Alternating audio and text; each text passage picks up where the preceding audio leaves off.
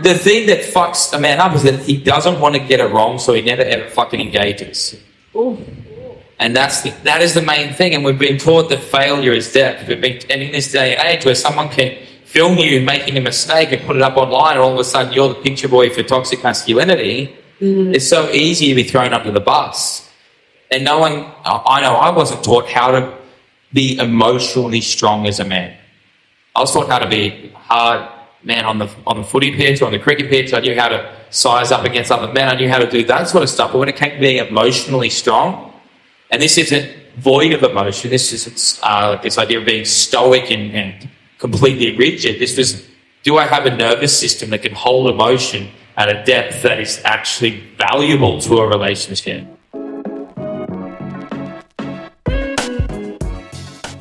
Hey lovers, welcome to Sex, Love and Everything in Between the podcast. We are the O'Neills. I'm Meg and I'm here with my husband Jacob. And the conversations we have here are real, raw and very uncensored. They will change the way that you experience sex, intimacy and relationships forever. We are stoked you're here. Enjoy this episode.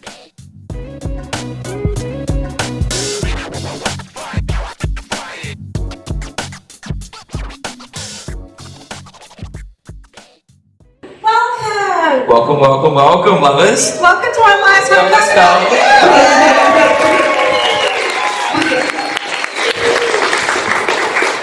We're so excited to have you all here.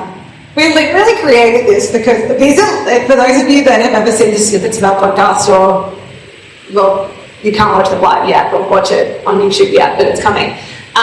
These are literally the seats we sit in at home in our little lounge room and record the podcast. So we wanted to create this event because it's literally been a year since we've been sitting in these chairs, recording every single week.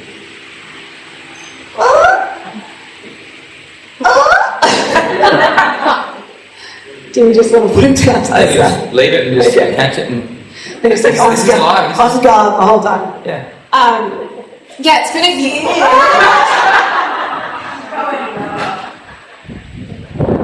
It's just Thank you, Christian. No, it's not. Christian, if you could just stand there and hold this on. It's been a year since we started recording, and we literally just wanted to bring imagine that we were recording at home in our lounge room and just have a bunch of people here with us. So that's what tonight is really going to be, this real and raw experience, just like we would in a podcast. Yeah, this is another podcast. This is us sharing what we do every week, minus the 3-hour process that we have before the podcast. Yeah, you guys don't get to be present for that. No. Unfortunately. We often say, for those that listen, to be able to have really epic sex, you can't, the channel of the heart has to be clear. If there's any conversations you haven't had, if there's, any pretty sticky things in your relationship, often that's going to show up when you come into the bedroom. Anyone agree with that? And we feel the same way about the podcast. Yes. Try a podcast where there's a conversation to be had, or there's something, we call it in between the channel and the hearts. Often it's not necessarily as efficient process as we would like. It's not just an hour at all. But the reason that we started the podcast was because we're having so many epic conversations in the car. There'd be times when we'd be cruising down to Byron or driving back out to my family's hometown out at Wee War, or heading up to Brizzy to see Meg's family, and we'd be halfway through listening to a song or some other podcast, and we'd just start jamming. We'd be going back and forth on some of these really great topics that revolve around sex and relationships and intimacy, and we would just really, I was like, fuck, we need to record this. I want people to be able to hear this. Yeah. And I kind of just got sick of watching, for me, reels and all this short form content was I really struggled to say what I want to say in 90 seconds. And I struggled to feel a sense of depth in the smaller form content. I was like, let's start a podcast. Let's make this happen. And then for a while, nothing happened. And then I stumbled across the podcast gear online, and I thought, I'm going to start a podcast on my own. I'm going to do it by myself. And then, we set it up and we made it happen. And that was, just over a year ago now. I had like 60 episodes. We legit thought like a few hundred people might listen to this. And we have like thousands of you every single week listening. So it's kind of blowing our minds in terms of conversations we've had. How much these conversations are needed in the world. And I know this is like such a powerful perspective that we bring, and so many of you and the people that listen to the podcast will resonate with this, that we bring the two perspectives and we're really letting you in on just like the real raw reality of what it is like to be in an almost decade-long relationship, and we take you along for the ride. So I'm just so grateful that you appreciate our realness and our rawness. Yeah. Oh. Where's your camera? Do you want to share? Oh, we've got that new creation. We do. Yeah, we've been working on something, guys. We've been working on this really epic project, and it's not ready yet. It's not ready yet, but it's going to be ready in September or October. Maybe October. Maybe October. When do you think we'll be ready? Either of those. Would you like to share with everyone what it is? It's a little baby Neill.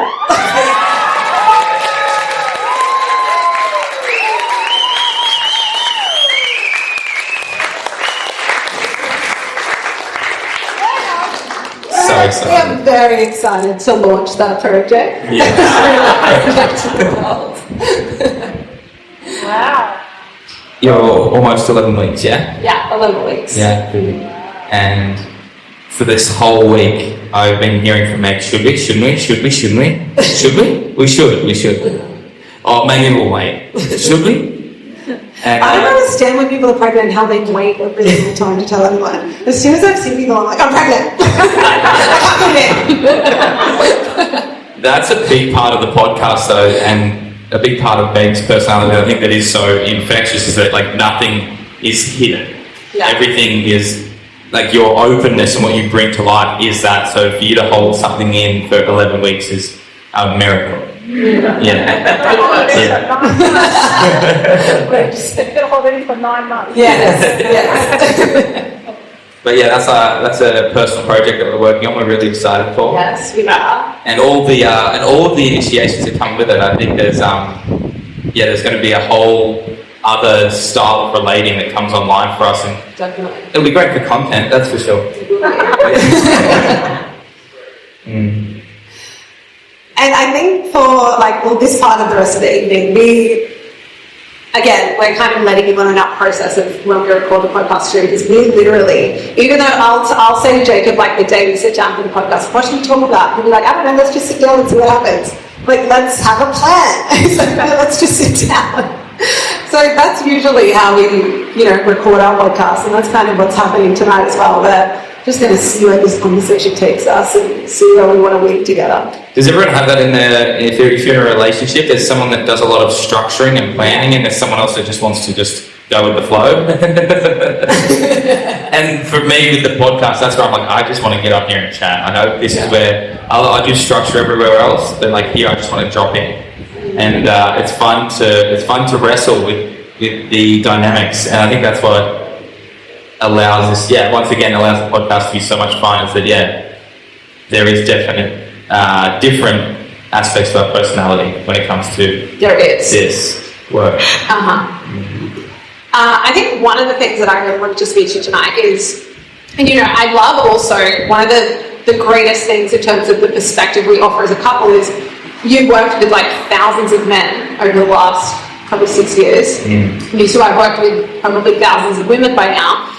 And so we get such great insight into what women really fucking yearn for and what women are really aching for. And this is in their entire lives, but specifically in the realms of sex and relationships. And you too get such great insight into what men are really challenged by in a relationship and what they deeply yearn for as well. So I'd love to bring that perspective tonight.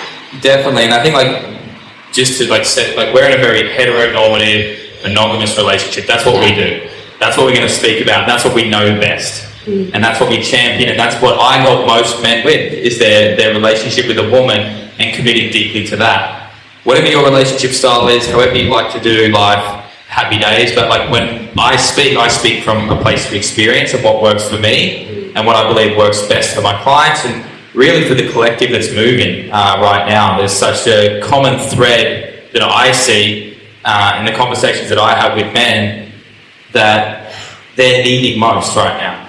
So that's the position that I'm coming from, and that's my truth. And I just really want to speak that into the space and know that it is my perspective, and that if you have a different perspective, happy days. I respect that, I love that, but I'm still going to own my truth and share my truth.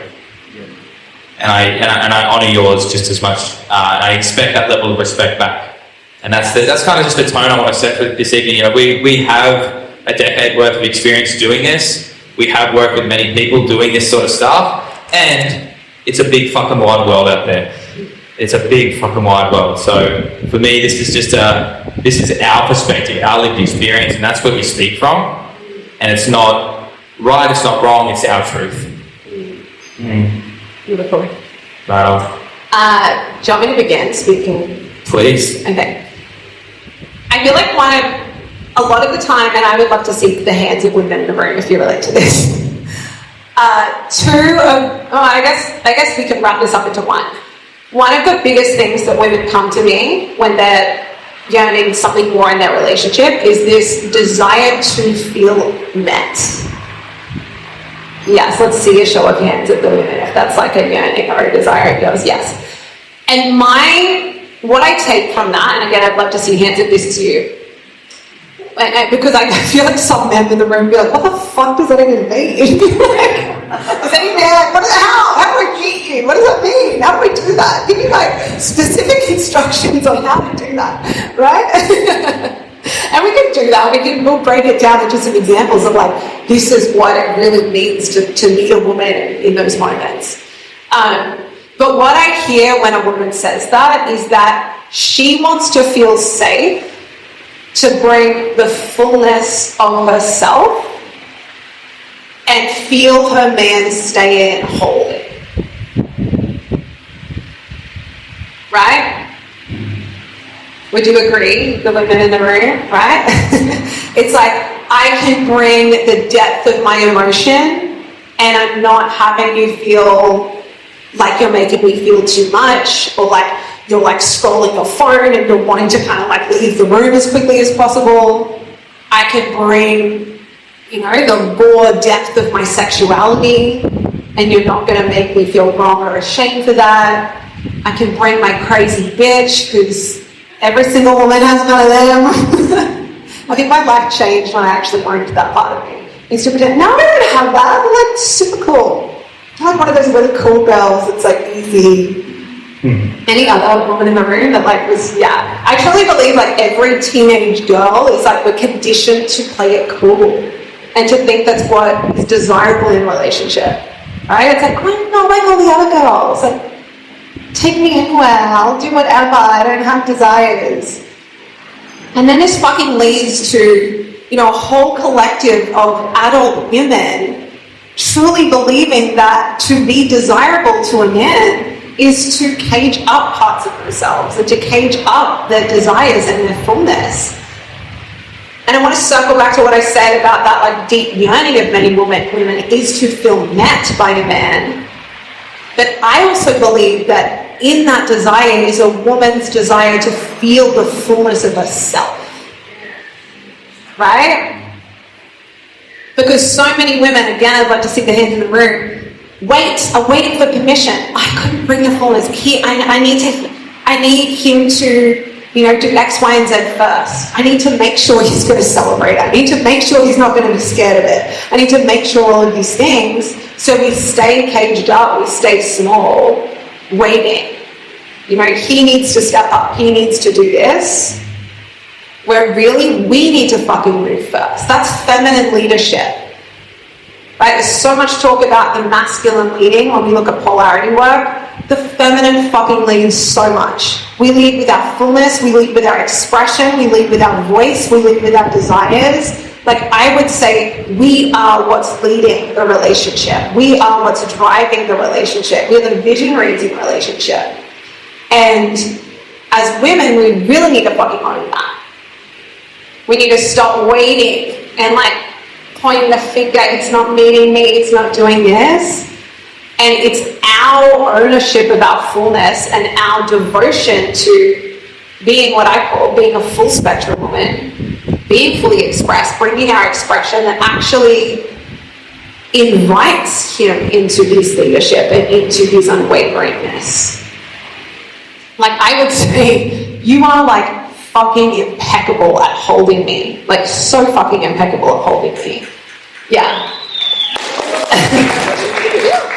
And yet that wasn't always the case. Yeah. And I always love reminding that of women, because, you know, I always talk about how impeccable Jacob is, but it's not as if I just found this impeccable man and he was just like, oh my God, he's always just holding me. No, like, we had to work that out. I brought parts of myself, and I had to, it was by bringing parts of myself that he had the opportunity to train, you know, new parts of himself. Indeed. That's a really important point. I think it's really easy to get into this work, read a few books, maybe do some programs in a retreat, and then come back with all of these formulas and these concepts and these models, and just really just say, here I am. This is, you know, you have to handle this now. I'm bringing everything. Yeah.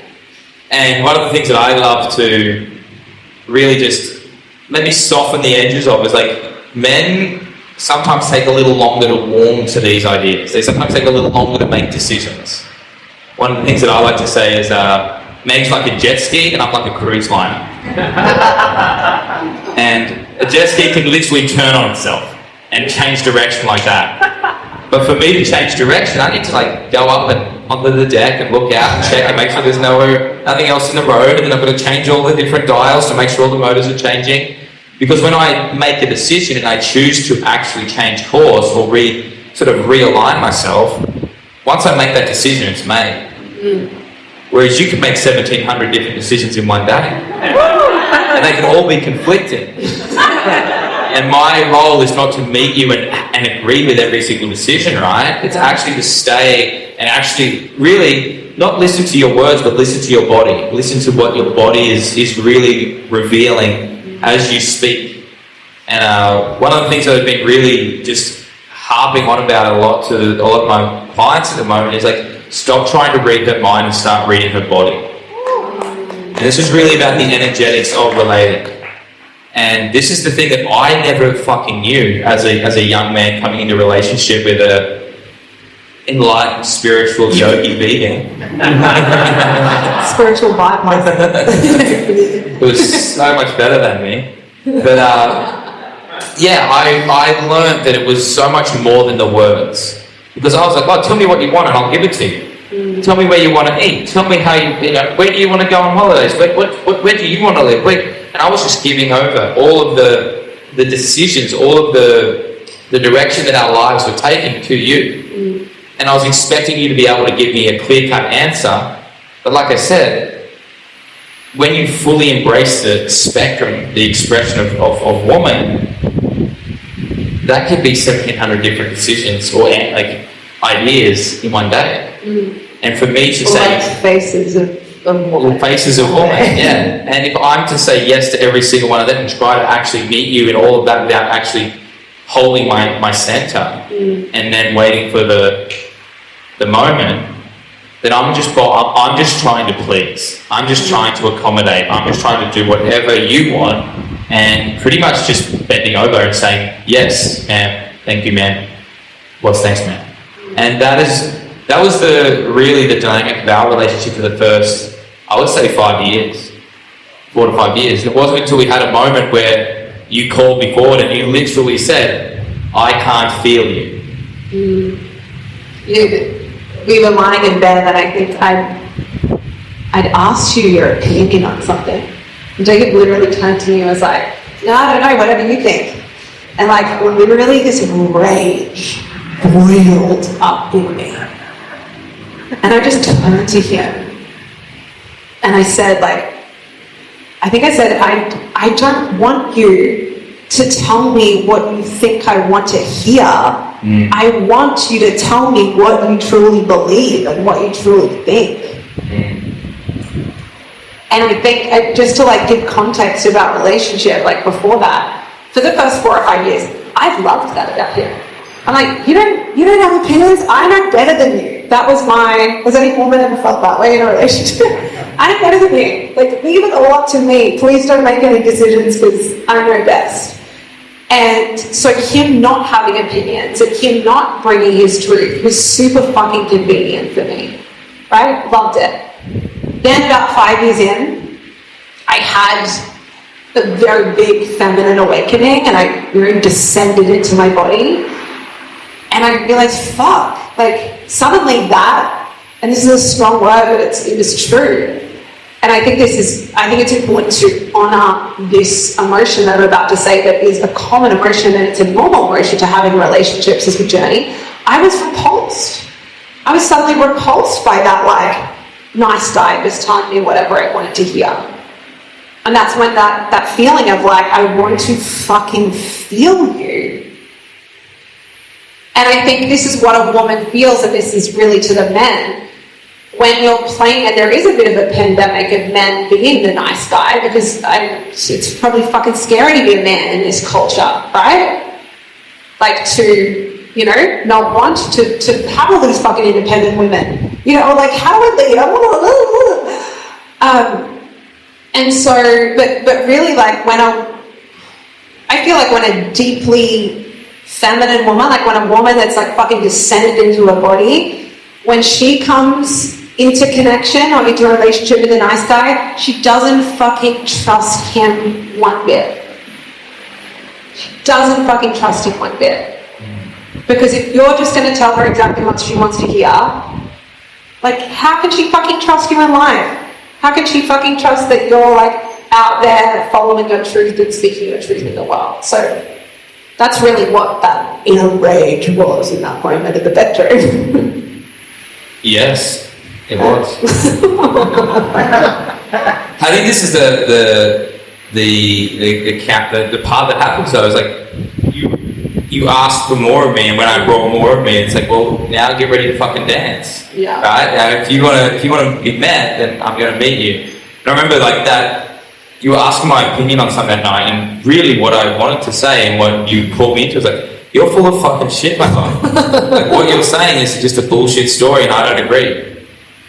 And we've had pretty wild sex after that, I'm pretty sure. I'm pretty sure that was like, we just tore at each other. I'm like, yes, I can feel you. Let's go. This is a man. But that was like one moment, and then the next day happens and life continues. And for me, like, I'm a massive believer in polarity as an energetic concept. And I read Intimate Communion by David Data, which is still one of my all-time favorite books. And it started to show me how much of some of these masculine qualities that I had rejected. And then I had to go on a journey that had nothing to do with Meg in resurrecting, reclaiming, cultivating these masculine qualities. So even though Meg had called me into this and was a catalyst for it, it wasn't that I had to do this work in my relationship as such. I had to go and do it for myself. And that is a whole other decision, because it's all well and good to have a moment like that where I'm like, oh cool, I'm the fucking man tonight. But then the next day, I've still got to continue to cultivate this. And even though I had a moment of triumph, I still didn't have an understanding of what I was saying, what I was leaning into with you in that moment. I think that's really where I love the way that our relationship dances, is that we both are very, very clear on who we are and what we're working on individually. And that allows us to then meet each other even more deeply in our relationship.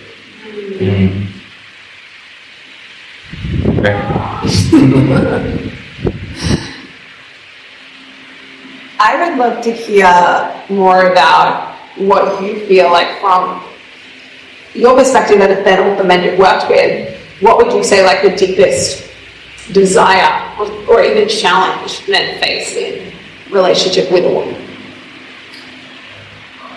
They don't want to fuck up. That's the biggest thing. And that's the nice guy that we speak of. Is like, he's not that bad of a guy, He's a bit limp and flaccid, yeah. He's a bit of a fucking sort. Yeah, I get it. I've been that, and I still have qualities to come through. But the reality is that he just hasn't been taught how to fucking do the dark stuff. Be a penetrative, powerful, present man. All the P words. But the thing that fucks a man up is that he doesn't want to get it wrong, so he never ever fucking engages.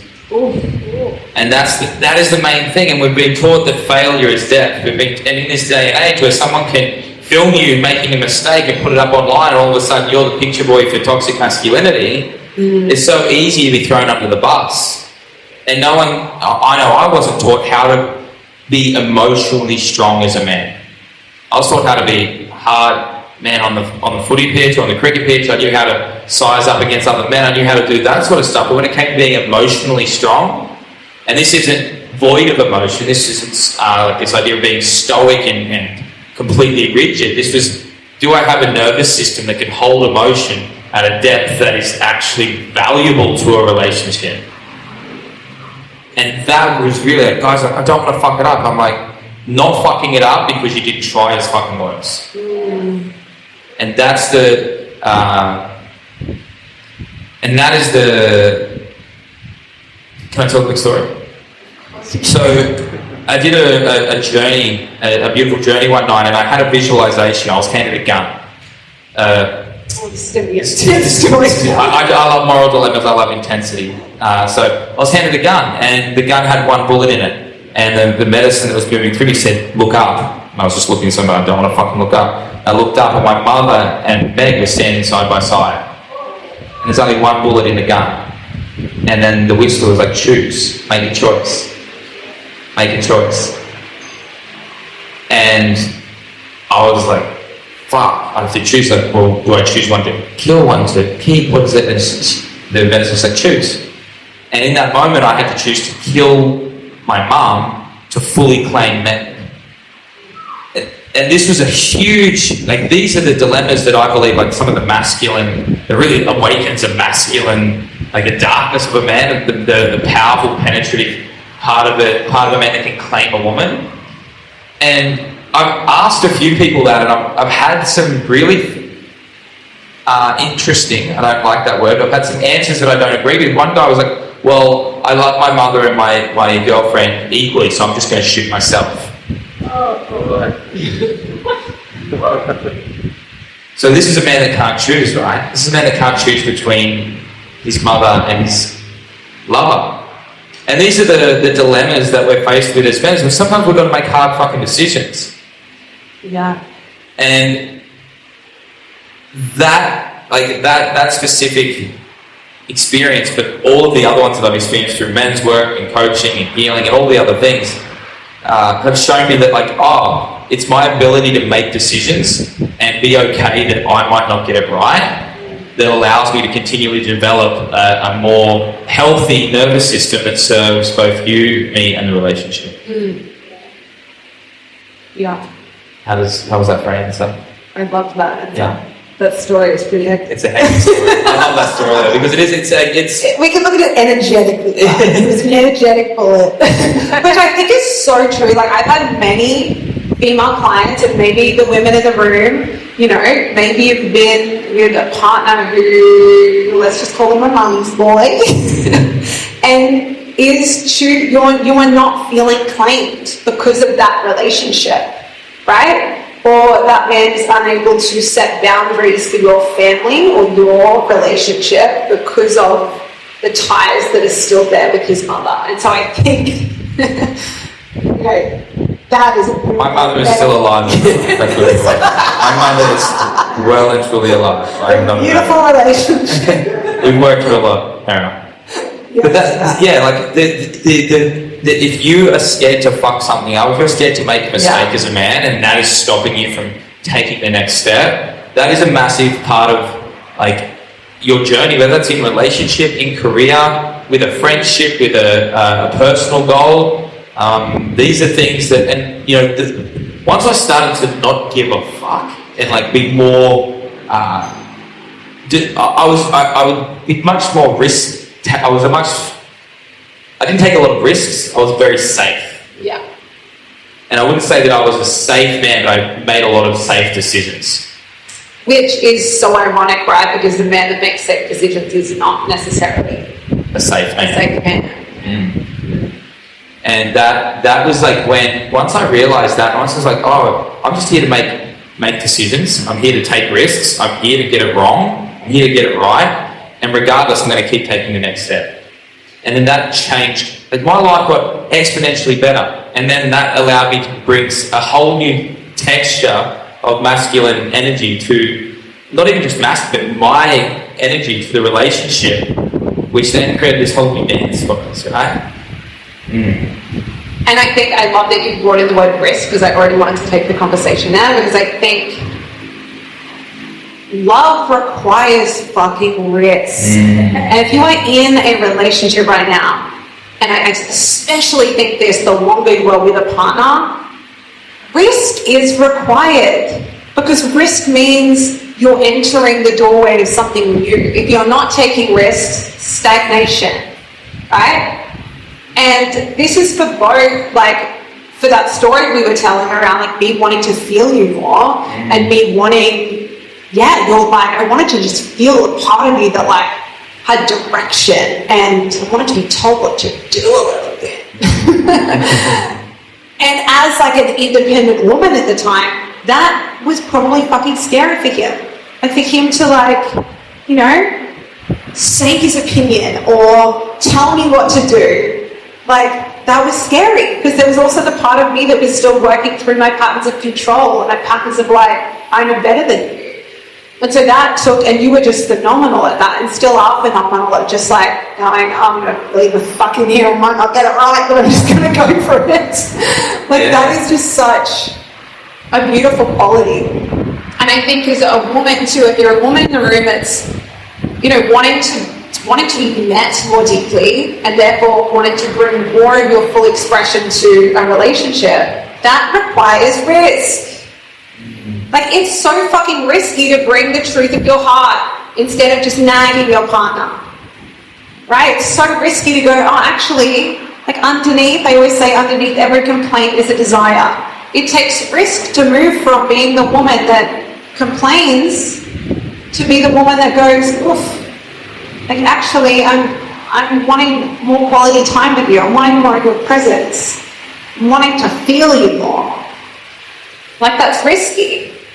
Or if you're a woman that wants to be more sexually expressed in your relationship. Like, I often tell this story of the first time I did a striptease for Jacob, and just how fucking awkward it was. I'm like, awkward is necessary. It's like, well, where do I go? Like, the Necessary part, a necessary, like, what was that? Initiation, correct? Yeah, it's like rite and passive initiation. There's another one in the book. But awkward is like an unavoidable part of becoming more fully expressed in your relationship. If you're scared of awkward, you are never going to experience the relationship you desire. Right? If you are scared of awkward, uncomfortable, is he going or is she going, like, that's just a necessary part of taking the relationship where you deeply desire to go. Yeah, so lean the fuck into awkward. Do something awkward this week. Get awkward. I think it's like, and one of the biggest things that I feel we've grown into being much better at and still growing into is like honouring the humanness of each other. Honouring the awkward parts are the human parts. It's the clunkiness. It's the where we're breaking new ground. We're finding new territory, and that's something that I've definitely. If it ain't broke, don't fix it. Kind of like we'll just keep doing what we're doing because that works for the rest of our life, and that was the safe part of me. Like, well, this is working. Let's just keep doing this routine every year until we die. And I think that's the way that I look at it. Is the river always finds its way back to the ocean. And that's the way that I see feminine leadership. We circle back to where you sort of came in very, very hard and fast. You came in with some power, my life. Yeah, the water, like a river, will always find its way to the ocean, and the feminine will find a way, and the banks will grow and evolve around that. And that's really our masculine container expanding and being able to hold the feminine. So rather than seeing your desire as a burden, I started to see it as a something that I could lean into and help it actually like build my capacity. So it's like, oh, you want this holiday, you want this quality time, you want this, you want it all, and then some. Okay, let me take a breath, go for a lap around the house, and then let me come back and like fully choose it if it feels right for me. And that's the thing that I feel like when Meg's talking about this complaint and desire, like if you complain and you think it's a desire and you become aware of that as a woman, you have the opportunity to lean back in and unown that.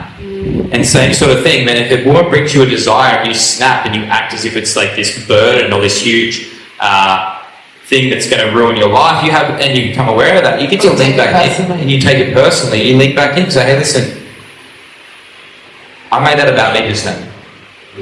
I can totally see what I did there. Like, can you share that with me again and give me another go at that?